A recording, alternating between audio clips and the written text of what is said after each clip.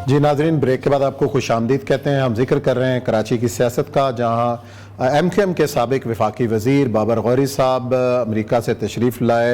2015 से वो अमेरिका में थे और आज वापस आए और गिरफ़्तार कर लिए गए। 15 रोज़ा उनका रिमांड भी ले लिया गया है। दूसरा जो बड़ी पेशरफ्त हुई है वो कोशिश हो रही है डॉक्टर फ़ारूक सत्तार की MQM में वापसी की, और जनरल कौंसिल का इजलास भी इस वाले से बुलाया गया है। सीनियर तजियाकार और प्रोग्राम नई बात के एंकर जनाब फवाद अहमद ने हमें ज्वाइन किया है कराची से।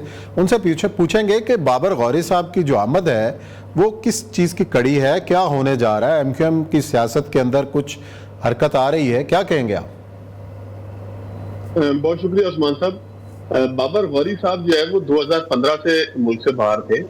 2016 में जो है वो बानी MQM ने ऐसी तकरीर की कि जिसकी बुनियाद पर MQM तकरीबन यहाँ से नाम तब्दील करने के बाद MQM पाकिस्तान की सूरत में वारिद हुई। तो बाबर गौरी साहब ने अमेरिका में रहना ही पसंद किया। उसके बाद 2017 के अंदर हालात उनके लिए कोई साजगार नहीं थे, उनकी पार्टी के लिए साजगार नहीं थे। 2018 के अंदर इमरान खान साहब हुकूमत में आ जाते हैं और इमरान खान साहब और बाबर गौरी साहब का एक ऐसा ताल्लुक है कि शायद ही MQM की किसी रहनुमा का हो कि बाबर गौरी साहब का नाम लेके अमेरिका जाके जो है वो इमरान खान साहब ने बहुत ही तंज़िया अंदाज में कहा था कि बाबर गौरी को देखो तो किसी अफ्रीकन आदमी का गुमान होता है, और भी इस तरह के नाज़िबा बातें थी, दोनों जानिब से थी।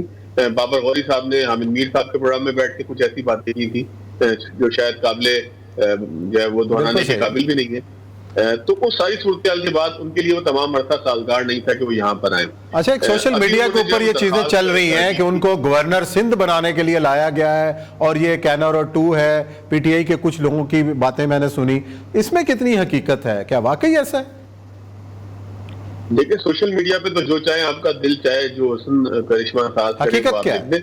लेकिन मसला ये है कि खुद MQM के अंदर भी बाबर गौरी साहब की कोई बहुत वेलकमिंग सिचुएशन नहीं है। मैंने आमिर खान साहब का इंटरव्यू दिया था आज से शायद कोई 2 साल पहले। आमिर खान साहब ने बाशगाफ अल्फाज में बाबर गौरी और बासिर जलील का नाम लेकर कहा था कि ये 2 लोग टिकट अपना तैयार रखते हैं, जैसे ही MQM पे बुरा वक्त आता है ये मुल्क से बाहर चले जाते हैं। तो आमिर खान साहब इस वक्त एक लीडिंग रोल के अंदर है। जाहिर है कि वो और इस तरह के दीगर लोग ये तैयार नहीं होंगे कि किसी तरीके से बाबर गौरी साहब को एक्सेप्ट किया जाए।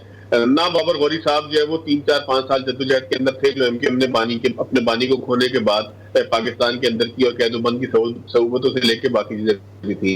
अच्छा, अगर बाबर गौरी साहब के केसेस की तरफ आए तो बाबर गौरी साहब ने प्रोटेक्टिव बेल हिफाजती राहदारी जमानत 5 जुलाई आज तक थी ना, वो जब उन्होंने ली तो कुछ एक टिकट उन्होंने पेश किया था जिसमें उन्होंने जून के आखिर में आ जाना था, 25 या 20 जून तक के करीब उन्होंने आना था, लेकिन वो नहीं आए क्योंकि उनको यहाँ पर अंदाजा हुआ कि उनको गिरफ्तार कर लिया जाएगा। जब वो आए हैं तो एक और ऐसे मुकदमे में कि जो उस प्रोटेक्टिव बेल के अंदर कवर नहीं होता, ब्लैंकेट जमानत ज़ाहिर है ये नहीं होती, आपको केसेस बताना पड़ते हैं कि किस किस केस में आपने जमानत ली है। तो 2015 का एक केस है जिसमें 26 लोगों की 25 लोगों की जमानत हुई भी और बाबर गौरी साहब ज़ाहिर है उसमें जमानत लेंगे और आहिस्ता आहिस्ता उनके केसेस खत्म होने के बाद वो पाकिस्तान में आजाद शहरी की हैसियत से जी सकेंगे।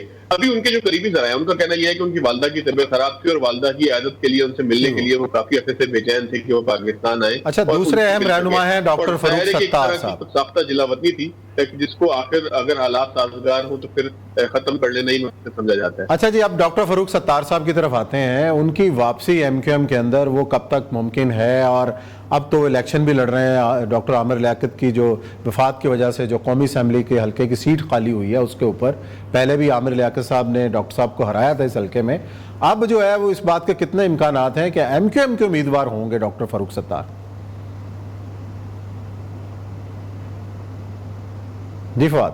उस्मान साहब, डॉक्टर फारूक सत्तार जो है उनके साथ MQM की क़यादत काफी अरसे से मुज़ाकरात की मेज पर थी, लेकिन सूरत हाल कुछ बनती हुई दिखाई नहीं देती क्योंकि MQM ने जो है वो वहां से टिकट जारी कर दी है। उस इलाके से मुईद अनवर जो डिस्ट्रिक्ट ईस्ट के साबिक चेयरमैन थे उनको टिकट जारी कर दिया गया है।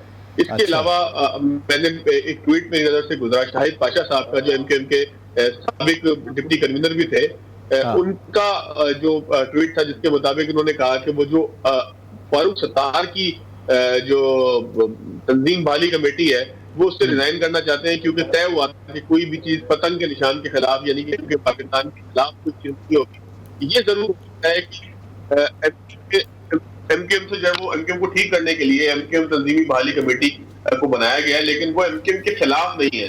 तो शाहिद पाशा साहब ने अपने ट्वीट में कहा कि MQM ने बल्दियाती इंतखाबात के अंदर अभी जो है वो टिकट उन लोगों को दी है कि जो एमकेएम से मुतालिक नहीं है और आजाद निशान के ऊपर टिकट नहीं है, और इससे पहले उन्होंने कहा कि जी हम हार भी चुके हैं बुरी तरीके से पहले मरहले में बल्दियात इसका में। मतलब ये तो इसका मतलब ये है कि फारूक सत्तार साहब आज़ाद हैसियत में इलेक्शन लड़ते हुए नजर आ रहे हैं और आने वाले दिनों में इस हवाले से कोई पेशरफ नहीं। बहुत शुक्रिया फवाद साहब, आपने हमें अपडेट किया कराची से, और इसी नोट के साथ यहाँ प्रोग्राम ख़त्म करते हैं। कल इंशाल्लाह फिर मिलेंगे नए मौज़ूआत के साथ। अपना बहुत ख्याल रखिएगा। अल्लाह हाफ़िज़।